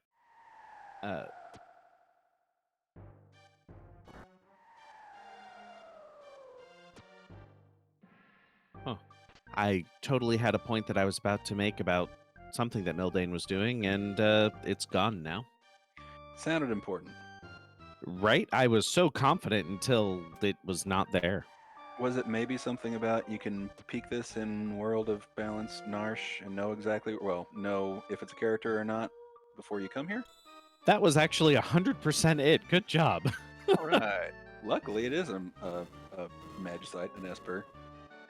So, provided it's not a horrific boss, he's in good shape. I think Magimaster and Doomgaze are the only ones I would fear right now. And Doomgaze mostly because I don't keep track of what level I'm at. Right. But it's Chatternook, so shouldn't be an issue. Yeah, Nookie is not very frightening. I'm going to regret using that particular nickname for that boss. You know, I was just conjured up memories of a Limp Biscuit in my head for some reason. Here to help. How am I doing? You guys remember Limp Biscuit? I mean, I know he exists. It's just not really my style. Well, they did it all for the Nookie. Gotcha. So, Havanator is making his way very quickly through Kefka's Tower. Again, I don't think there are going to be really any bosses here that'll be truly scary, although because your parties are split up, could provide a little bit of an issue. Yep. But I think considering the generosity of this seed, I'm not expecting to see any big issues. Again, I think the only two at this point, well, okay, there's three. Doomgaze, Magimaster will both be an issue, and then potentially Atma, because Atma also absorbs Pearl. And Right. if you're only using Illuminas, that can be an issue. And also he does stuff like cast, well, I was going to say he casts Quake, but if everybody's got Paladin shields, then that's no big deal either. So Right. may not be all that scary, but it might take a while to kill. Yep. Mildane is now in go mode as well, getting a heal up here from the little bucket in Narsh, and then I expect him to be jumping straight into Kefka's Tower as well. See if he goes back for the Mega Elixirs. Nope, he's going to Daryl's tomb? Oh, I wonder if he got credited for that Esper that he reset out of at the start of the seed. Possibly. Yeah, that's got to be what it is. He remembers where it is. He's going back to get it. Yeah, I suppose I would go for the guaranteed one as opposed to trying the auction house. Yeah, it's not the shortest check in the game, but if you happen to get a stretch of 2 or 3 unlucky auction house entries, that definitely takes longer. So yeah, you can just run and get this one done. Yeah. Ashirin just picked up the Old Man Strago for his 7th character, and now just needs a few more Espers, and he's right there. Mr. Entity is still on the floating continent, so just picked up Locke. I expect him to do the South Figaro Cave pretty quickly as well. interesting to see Mildane still looting the place. If there was anything worth keeping, you'd think he wouldn't have reset out of it earlier. So probably just skip those and keep going. But I don't know about How- you. I find it so hard to ignore treasure chests. oh, dude, I cannot. If it's in my path, I'm getting it. Like it's gonna happen. But I find, and it used to be a big problem for me when I was first playing this game and learning how to race. I would go out of my way to get everything because I just figured, the more if I find something good, it's just going to save me that much more time. Problem is, you usually don't find something so great that it's going to save you a lot of time. You're really just wasting time getting those boxes. So, something you got to kick out of your head. Just once you have Illuminas and Paladin shields and stuff, just leave it. Just taking up time. They're so shiny, though. It could be anything. It could even be an Illumina. I know. Trust me, I get it. But even in that case, at least where we are now, I don't think Pearl's going to be good for you. If you already have Illuminas, like, what are you hoping to get out of that box? That's what you got to ask yourself. What item can I find that's really going to do me any good? And if you already got Illuminas, you've already got things like Paladin Shields or Minervas, there is nothing. Like, there's nothing better than what you have. It's not going to help. Just go. But it could be anything. No. What it is a waste of time. That's what you know it is. Remember that. You are 100% correct, but that's the thought that goes through my mind every time. I can't do it either. All right. Looks like Sheeran is going for the Tritalk and Yeti check as well. And then Sheeran's going to be ready for the for Kefka's Tower as well. Yeah, like Gim No said in chat, there is a chance that it's a Mega Elixir, but it's like a 1 in 300 chance with random chests. So, and if we're talking specifically about this seed, we've seen Mega Elixirs in at least 2 shops, and some of them are half price. So, if you really want that Mega Elixir, go buy it. It's a lot faster than checking the 27 chests you shouldn't be. Again, we say this as people who are absolutely incapable of doing what we're telling you to do ourselves. Yeah, do as I say, not as I do. Matter of fact, you can watch it on my stream or on my latest VOD for the last seed of the week. I had Illuminas, and I was still doing it, and then I went and watched another one of our runners stream do the very same seed, and he was like, "Nope, Boo said to leave this stuff alone, so I'm just going to leave it alone." I'm like, ugh. So at least somebody's listening, I guess. Right. It is terrifying every so often when I hear things that I've told people to do said back, to me from out of someone else's mouth. I'm like, oh God, you're listening. I don't know what to do with this now. And that's what you get for talking. Right.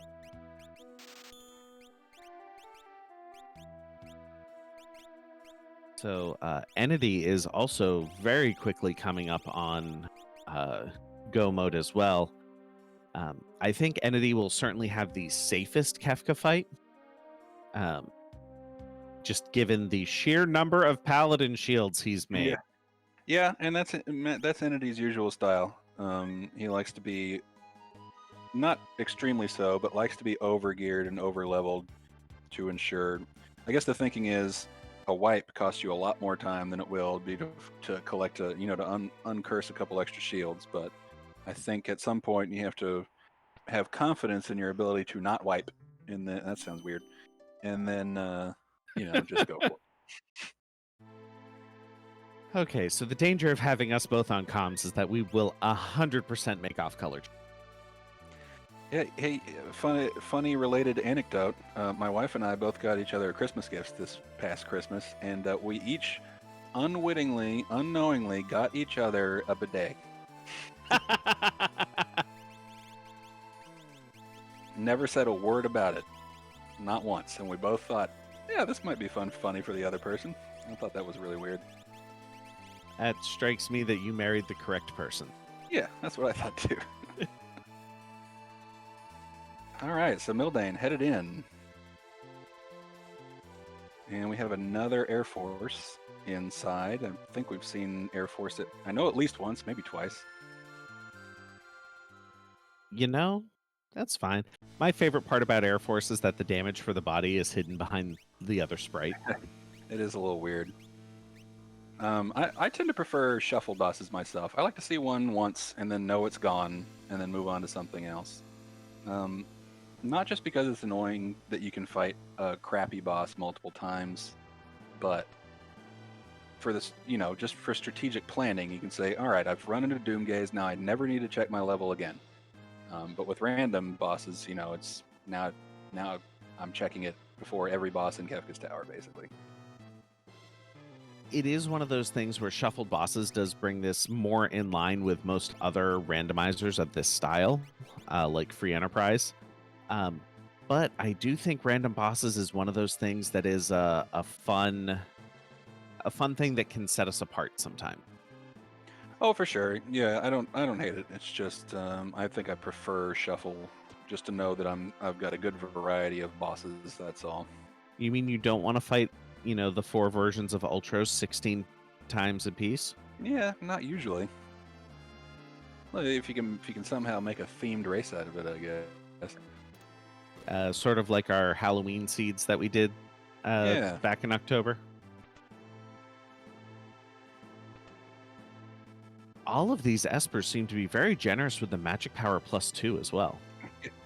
Yeah, that's kind of the theme for this seed. I guess this is a themed race. The theme is you get everything that you could ever want. You get good stuff, and you So, get good stuff, and you get good stuff. so Sharon, I'm not sure if he's attempted to search the skies yet, and maybe either lost the battle or something. But knowing that he's got one Esper left, that's what I would be doing. We know, you and me know that it's not an Esper. Or then again, if he's shopping for Mega Elixirs, maybe the count is slightly inaccurate, and he's actually getting ready to go. I don't know. Oh, don't sell the fire. No, don't sell the rods. Oh, there go the rods. Probably not necessary, but you never know. Again, like if you run into Tritok and all you have is Illuminous, you're in trouble. But Javinator made it all the way through. That was fast. I didn't even see him fight half the stuff in Kefka's Tower, but he's already picking his party out for the final battle. Yep. So this final battle typically is unscaled. It is unscaled in this as well. We do that for a couple of reasons. One, we like to always see, an epic final battle as opposed to, a level 30 Kefka that has like 10,000 HP. Yeah, that's no fun. Um, whew, that Merton just did work. um, Yeah, I think we're well into the level 40s at this point. And well, that was interesting. So the head, Doug the head up there, we've named this guy Doug, is weak to fire, but the long arm is not. However, it just did max damage to long arm and not max damage to the head. That's interesting. I think that probably has to do with the sort of natural damage variation on targets. Yeah, it And just means that the damage isn't quite capped, but it's almost there. right. If I actually understand how the math behind this game works, I do believe that it will calculate damage all the way up to like 65,000. It just truncates it to 9999 if you go over that. Could be. It's Uh, like, yep, Sharon's ready to go. Leaving some people behind on the airship. All right. Hopefully he left the Yeti, and hopefully he didn't leave anything on the Yeti. I think. Sorry, go ahead. Yeah, I was just going to answer a chat question. Unscaled bosses flag. What we mean in this particular case is that the final Kefka battle is its normal level. All the other bosses are scaled. In this case, they were scaled to your party's highest level. As far as I know, we do not have an option to have the bosses be unscaled and just appear at their normal level no matter where they're at. I think that does. Wait. You might be right. I might be looking at the website right now and double checking Yeah. that before I said anything. Uh, um, what was I going to say? Oh, yeah. Okay. So Sheeran brought the Yeti into the tower, which is a terrible idea, but we'll let it slide. Um, but what I've definitely not done before is leave a Moogle charm on the Yeti and then use the airship to unequip everybody not in my party, then just assume I'm going to have that Moogle charm for the Kefka's tower. And then, as I mentioned earlier, it doesn't unequip the Yeti when you use that command, and then you've left a Moogle charm on your airship. Oh no. It's super annoying. Luckily, you can just move them around in between parties and do some equipping and unequipping and stuff, but it just adds a bunch of time and annoyance on top of it. Hey, look at Mildane skipping the chest. Good for him. I know, right? You know, I'm they sorry. are. Sheeran skipped. Wait, it was a Sheeran that skipped that chest. Yeah, Mildane's in the middle of the fight. they have, better self-control than I do. Me too. I'm Not that standing that's right next to it. I'm getting it. not that that's particularly difficult, but it's the thought that's right. So yes, and here's where this Merton strategy pays off is on tier 2, where there are 4 targets, and Illuminas you can only target 1, obviously. It is a quick attack, but since Merton ignores defense, ignores the split, and has a high spell power, I think you really can get it done quicker. If you throw a Palador in there, it kind of throws a monkey wrench in that plan, but it sure is fun. I mean, this could be some Galaxy Brain strat where some of them are going to still be in the air. There's 10 hits, and then immediately come down and start And tier Merton 3. again. Oh, well, that too. Uh, Yeah, because when you're using Palador, it doesn't actually take your turn when it takes the turn of the person who casts Palador, but not of the people riding. So as you see right now, you can take your turn as soon as you land. But I think in this case, when you can just cast Merton and hack people with Illuminas, I think it's just adding time personally. it's also just fun. I can't argue with that. Now, if you put dragon horns on everybody, then I'd be super down. One of these days, I'm going to find someone who will make like a model dragon horn for you and just send it to you. Well, that'd be great. I thought you were going to say one of these days we'll figure out how to just start party members with dragon horns, and I'd be super in for that.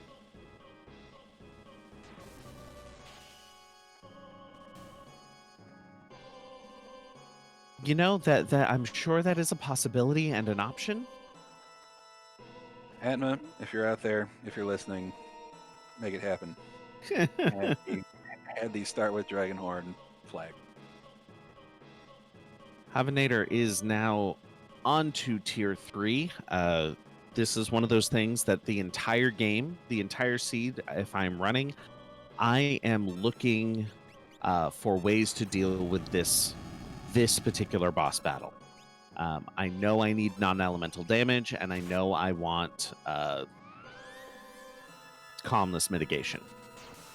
That's what I'm looking for every single time. Oh, now we're about to find out why you don't hit girl with an Illumina. I mean, you certainly can, and a lot of people just take the chance anyway. But that spell proc usually does more healing than your swing does damage. So yeah, right now we are finding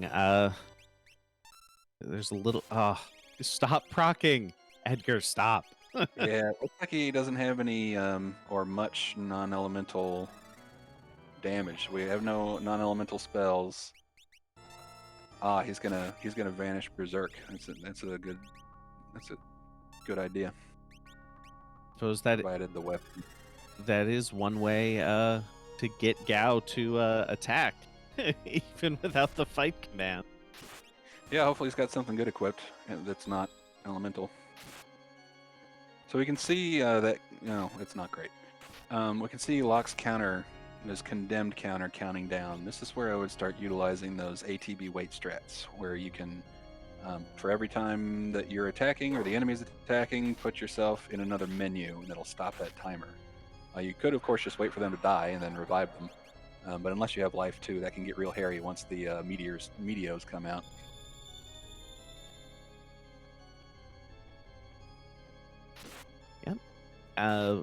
I mean, that seems entirely reasonable. I bet Havanator is wishing that he had Gao with a slightly better weapon on, but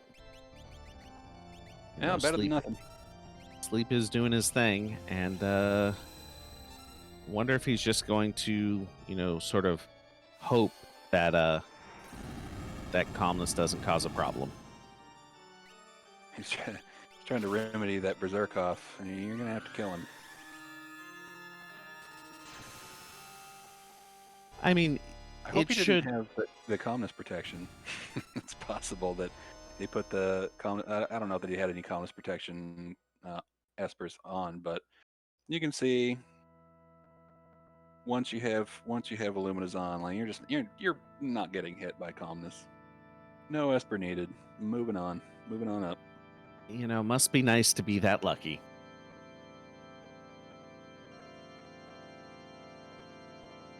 So Sheeran running with solo Gal, solo Locke in Kafka's Tower here, but he did have other characters that he left on the airship. I'm curious about that strategy. You certainly don't need them.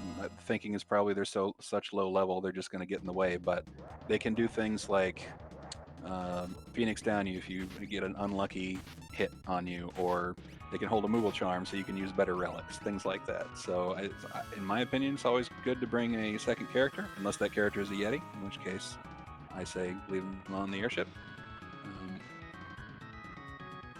But curious that he's going solo, but he made it through, so Huh. no big I deal. actually expected the Berserk to get cured off between the tiers. I did not expect Gao to still be swinging with that claw. Yeah, me too. That just goes to show that even though we've been around for a year doing these doing this game, doing these races, I am still learning new things all the time. Yeah, because some status ailments and things definitely don't go from tier to tier. Like if you put Golem on, hey Mickey, get off! Sorry, my dog's trying to eat my gum. I think. Yeah, some of them just like a Golem buff will definitely disappear, but maybe since Berserk is considered a status ailment, that's why it stays on. All right, we've got an End Comes Beyond Chaos. I'm a little surprised that he didn't try to do Palador and just avoid the Goner, but maybe he's been counting damage and thinks that he can win before Goner goes off. Not that Goner's going to cause a problem. You did it. Oh, there we go. GG. Let's see if we can get him to come in and chat with us for a second.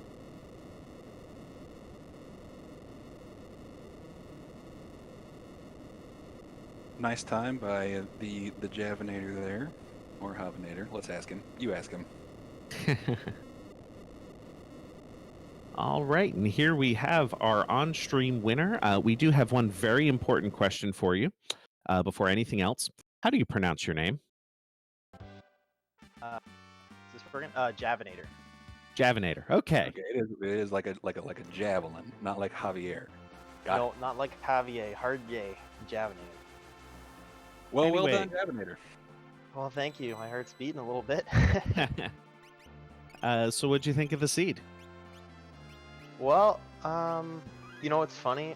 That's my personal best, and I definitely felt I could have done better. The seed gave a lot of opportunity to succeed, I guess we'll say. But it was interesting because I found there was a lot of good stuff to buy and a limited budget even after I sold everything. But those curse shields worked out real well. Yeah, you are one of the ones who figured out that it was 4 battles to uncurse that curse shield, and you definitely got a... Did you just do 4? I just did 4, yeah. Oh, Originally, just the 4, huh? Yeah. Well, what I was thinking in my head was I was hoping to find a red jacket or a Minerva or something, and then I could do the Merton strats, but then I could still have someone double Illumina Genji glove, but that didn't happen, so unfortunately I had to go with 4 paladin shields. I mean, just terrible choices that you had to make there. It's a rough life. Right. Sorry you had to Yeah, endure that. A real rock and a hard place for sure. Yeah, the seed was very generous with the. I think there were Illuminas and Ragnaroks available. We've seen offerings and Minervas and Snow Mufflers, and there's pretty much everything you could want here. Did you have, other than the Merton strat you talked about, did you have a particular strategy you're aiming for, or was it just Illuminas and go? Yeah, that was pretty much it. They were really expensive, so I knew I wouldn't be able to just deck out the whole team with them. But that I did a practice seed, and the strat was pretty much get Ragnaroks and go because there's no commands. And then once I got a Merton Esper, I was really hoping that would work out, and then a lot of stuff just happened to fall into place. But either strong magic of some kind or either Ragnarok or Illumina was kind of the thought. Well, certainly worked out for you. Yeah, no kidding. Thanks. Anyway, thank you. Once again, GG. First place on stream, second place overall. We did have one off-stream finish just a couple minutes before you. I know, I can't beat Zelfer.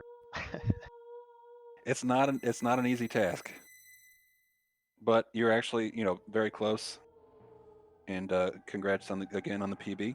Well done. Any parting thoughts? Just thanks again for everything. These community races are great, whether I'm participating or watching. Thanks for taking the time to do the commentary to Atma and Randomania, and good luck to the rest of the racers. Thanks very much. Thanks you, Javinator. And so it looks like Mildane overtook Sheeran there, is now on tier 2 while Sheeran is just starting, and Mr. Entity not that far behind in Kefka's Tower as well. Mr. Entity found an 8th character. He did find Mog. A Mog somewhere. Didn't see where, but I'm curious what check he did when looking. Oh, I know he was doing, maybe it was in, what's that Strago check? Ebbett's Rock, perhaps. Yeah, probably it. Kind of surprised he did any Strago checks. Strago's checks are almost universally reviled. Yeah, I was thinking the same thing. Clearly, there were other checks to be had, but he may really detest the auction house, and maybe he was just needed that last Esper, and was avoiding the auction house like the plague. I'm not sure. So Ashirin is showing a slightly different tack with the Merton strats. Instead of absorbing it, because Ashirin does not have any of the paladin shields, he was able to find ways to mitigate the damage. So it's a little less powerful when you're not getting healed at the same time as you're doing damage to the enemy, but it is still a very, very powerful strategy. Gonna need to be careful with killing these things out of order. He certainly can eat a Quake and probably be okay, but I've noticed a couple things were off target there. So you want to make sure that you don't kill that head last. Or really, you don't want to kill long arm last either. It's a little less dangerous, but you still can take up to 3 what are they called? Shockwaves. Shockwaves. Yeah, you don't want that. Even for just the amount of time it takes for him to do it. Well, but here comes the Quake. I think Edgar may be in trouble here. The rest of everybody else should be okay. Nah, he's fine. Yeah. So again, Ashirin not that far behind Mildane, and Mr. Entity is coming up on the final Kefka battle as well. Despite taking some wildly different routing choices, some pretty different strategies as well, all of our racers are coming up pretty close together at the end. Yeah, funny how that tends to work out sometimes, huh? Absolutely, and I think that is, and I've said this before, and I'll say it again, one of my favorite aspects of this particular randomizer is that you are not locked into one particular route over another. If you're playing another randomizer like Free Enterprise, please don't get me wrong, Free Enterprise, I absolutely do love it. But, if the Darkness Crystal is at Antlion Cave, everyone's going to do it. Like, you just have to. Whereas here, you just need 7 or 8 characters or, 10 Espers. It doesn't matter which 7 characters you get that 7, you're good to go. So you can have an entirely different experience than someone else playing the exact same seat. Yeah, it's great for spectators too. Then you can see a more more diverse pathing leads to more, and more in diverse fights. So it's pretty cool to see. So Mildane just finished up tier 2 as Sheeran's just getting started. Spent the first few turns healing up to make sure he's good to go. Put some Fenrir on, and now it's clobbering time. So I'm curious to see how he catches up here. Yep. I'm also curious if we can see it. curious to see how Mildane is prepared for Girl here with Yes. non-elemental damage. Merton not going to do you any good here. I believe that was actually Sleep's opening Merton. Right. I just mean he was using it for tier 2. Right. On the other hand, I think Asherin might be most well suited for handling Girl because he's still using those snipers, and those snipers will absolutely wreck Girl. And I think he's jumping with Edgar with some. I don't remember if he's using a Ragnarok or he might have found the Lance. We'll find out fairly soon. But it looks like Mildane found a meteor somewhere, so he does have a way to do it. It's just not a very quick way. Meteor is one of those spells that looks really awesome, and when the enemy uses it on you, it seems to do a lot of damage, but then when you use it, it's entirely underwhelming. Yeah. The spell power leaves a lot to be desired, but it did the job. Girl is dead. Yep. I think it's something like 38 spell power.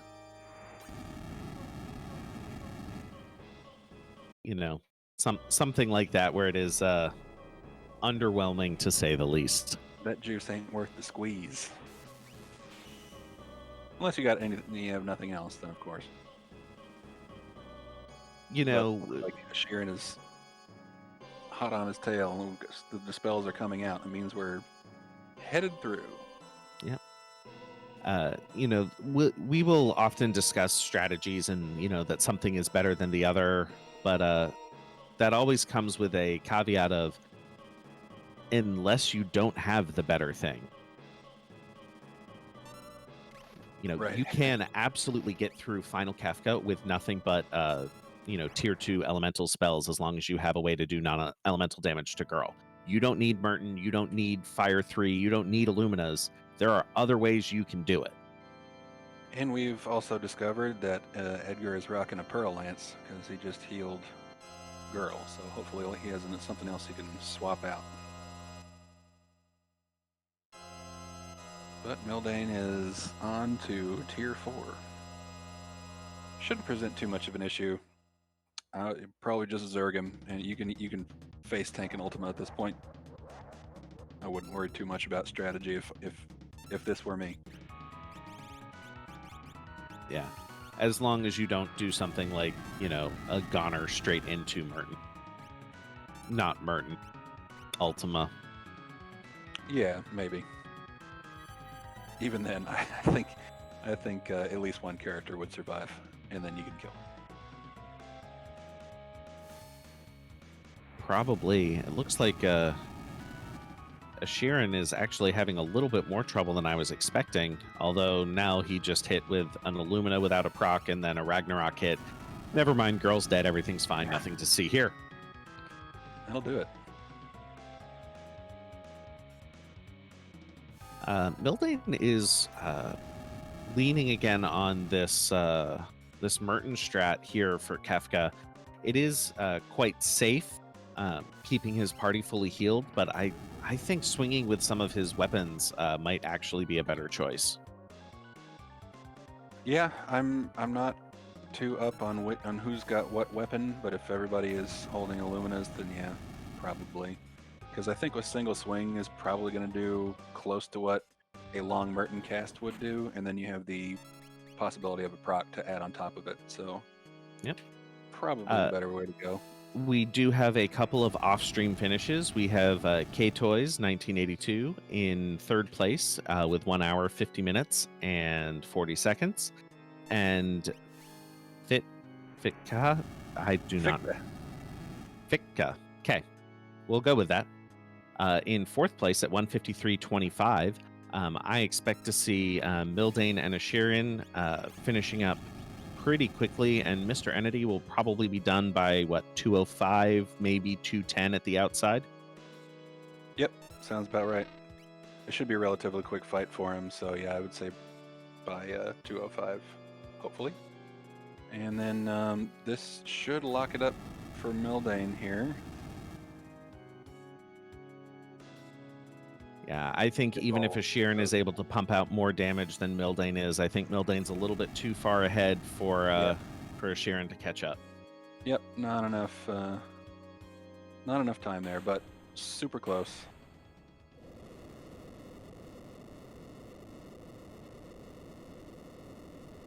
And there we go. Looks like Mildane has gotten the cracked boom. He finishes in 5th place with a time of 1:54.51. You A lot know, of sub 2 hours today, so that's good, and that's sign of some good flags, or at least a good seed. absolutely. I mean, is it theoretically possible that someone could have done this seed in sub 130? Maybe. But realistically, I think anything under sub 2 hours on flags like this is a good time for people to aim for when you're just starting. Yeah, for sure. If you can get a sub 2, you're doing really well. And we have Mildane here joining us. GG, well done. What'd you think? Oh, Murton. Yeah. Was this a Merton goes burr seed for you? Pretty much, yeah. I was 4 different espers taught the spell. It was practically goading you into casting it. Not to mention all the Merton mitigation that was available throughout the seed as well. Yeah, I mean, four paladin shields, and that. Okay, I'm done. Yep. Yeah, that's pretty much all you need. Did you happen to find, because I don't remember, did you happen to find the shop that sold Illuminus? Nope. Found one that sold Ragnaroks. Never bothered to go back for him. Gotcha. I was going to ask if you prefer Merton over swinging just for funds, or you like it better, or because of the healing, or what's your take on that? Mostly because of the healing. If I'd known about the Illuminas, I might have gone that route, but it just there. And it seemed like running out of MP was not going to be a problem. Yeah, not so much. But other than that, it was a fun seed. Even I mean, I was a little bit worried about the no abilities thing, but it turned out not to be that bad, except for Gao at the beginning. Sorry, I did boot up the seed early. We give it out 10 minutes early, and I'm like, I'm gonna go peek at what the starting characters are, and I might have started cackling.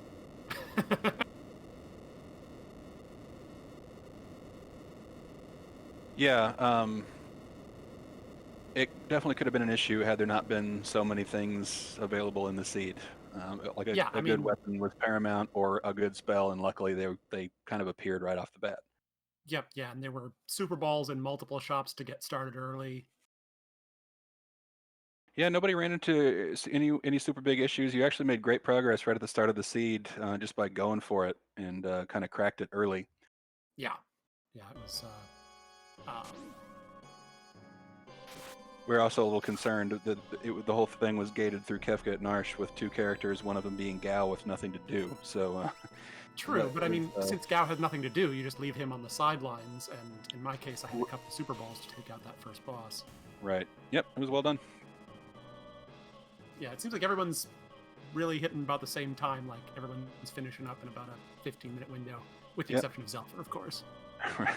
And yeah, Mr. E's he's on tier 3 as we speak, so everybody's pretty tight today. Yep. I'll get out of your way so you can pull in the next person here.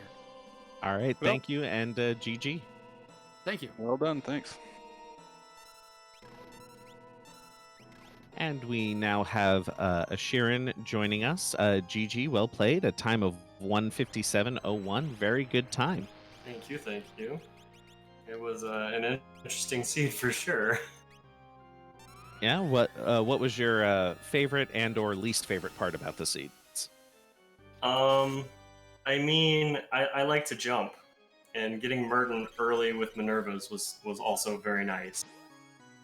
testify. You know, I feel like jump is very underappreciated in this community, and I'm glad there's somebody else out there with an affinity. If I come across a native jump or a dragon horn, like I 100% try to go that route.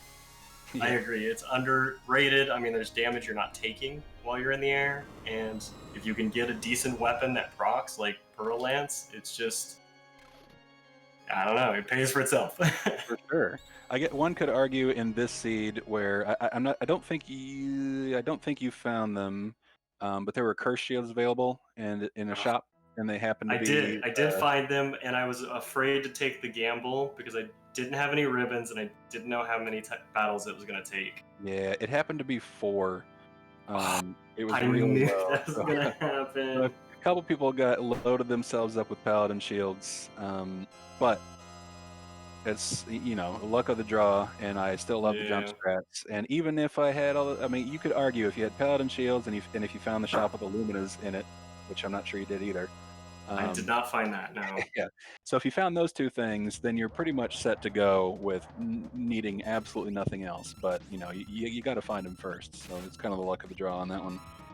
Exactly. Let's see. Any last thoughts you want to share with us before we turn our attention to Mr. Entity finishing up his last bit of Kefka? No, thank you guys so much for like the community and everything. Like, you guys have been great, having a blast. I'm learning more and more every time I play and every time I watch you guys play. So thank you so much for letting me join. Cool. Well done. Thanks for coming to chat with us, and we'll see you at the next one. Alrighty, thank you. All right, and looks like Mr. Entity is eating that Ultima counter, Right. but wasn't a problem. Especially since now. Surprisingly, Kefka's Ultima isn't really all that strong.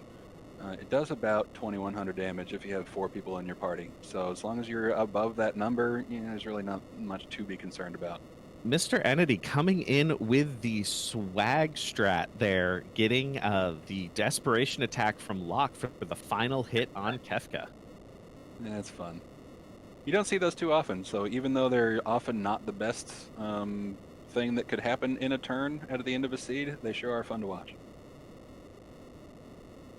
It is certainly fun, although depending on what strat you're using, it can actually end up being a detriment to you. Right. You know, if you're using an offering or some fixed dice or something like that, it can be like, well, yeah, if you have Genji Glove double Illuminas, you definitely don't want to see a desperation attack come out. And it looks like we are joined by Mr. Entity, also known as the God Emperor of Dance, for reasons that are entirely opaque to me. GG, well played. A time of 2:01:38. Still a pretty good time on this seat, man. It's because of last week's race. There was a lot of dance memes going around. Yeah, I did all right. I spent way too much time messing around with menus when I didn't have to. But yeah. So I think you were the first person to figure out the cursed shields were easily uncursed. And I think you found the Illumina shop. So I think once you had those things, you were probably good to go from like 15 minutes into the race. So that's fun. 20, 30 minutes in, I had 4 paladin shields. Yeah, and I knew where to buy Illuminas and Genji gloves, and then my brain wasn't working today, and I spent too long doing things I didn't have to.